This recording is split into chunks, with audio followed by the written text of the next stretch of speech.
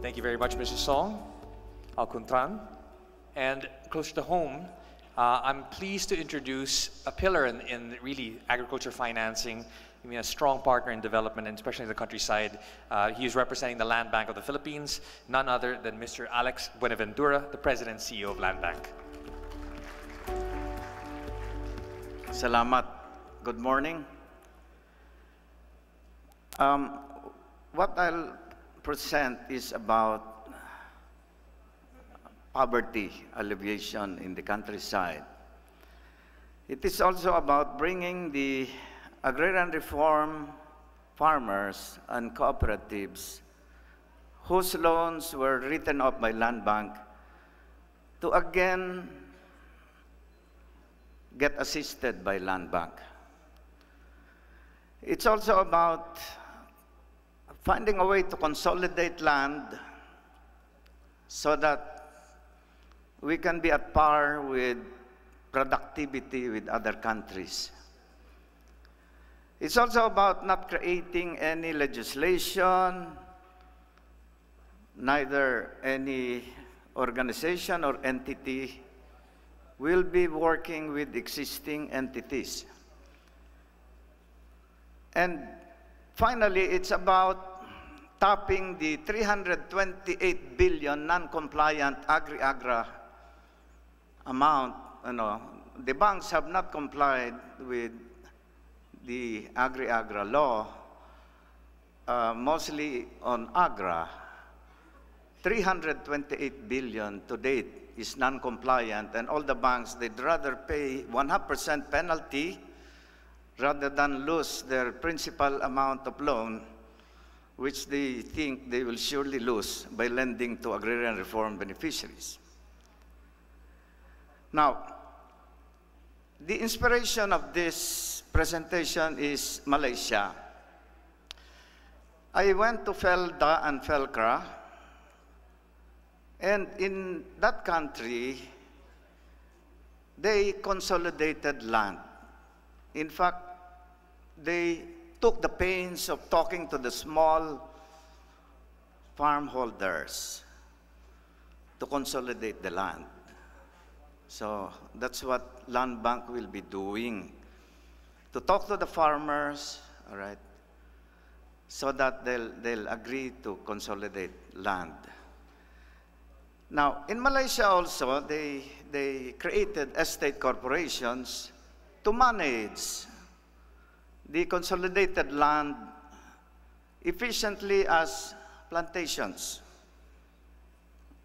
Big tracts of land, 10,000 hectares, to supply the requirements of a palm oil mill.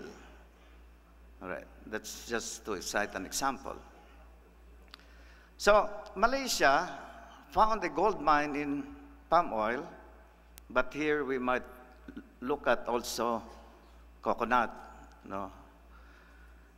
And kept producing money and sharing that kind of money and wealth with the poor. All right. So in the case of Felda, they resettled. So it was a resettlement program. In a public land, they resettled and allocated land, not for ownership and individualization of land, but for the purpose of sharing the income. All right. So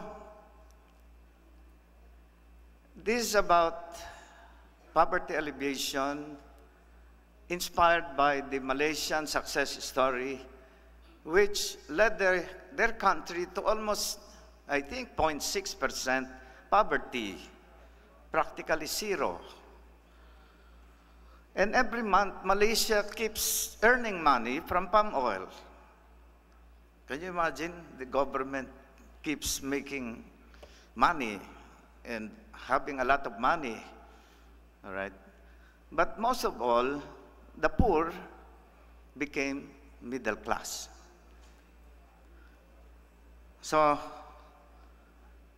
that's the Land Bank's cooperative development, farmers cooperative development program.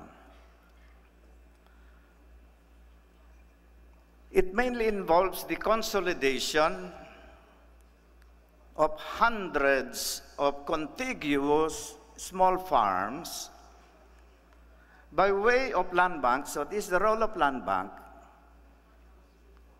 And I have already spent 9 months since I assumed office in land bank talking to a banana group of 400 hectares, palm oil group, 10,000 hectares, and there is this palm oil group of 10,000, and then there is this rice group of 500 hectares. And they will tie up and agree and enter into an agreement with a big company, big agribusiness company. So the cooperative manages the farm, borrows from land bank. The farmers will no longer borrow from land bank. Produces at global productivity standards, buys the big production harvest from the farmers, and pays the farmers at a preferential rate. And gives the farmers, practically in Malaysia, 30,000 monthly income, 22 from their share of the harvest income, and 8,000 from monthly salary. There are 3 pilot now, 405 Cavendish banana, 500 hectares rice, 10,000 hectares oil palm. I will not anymore go into the details because wrapping up na daw. Anyway,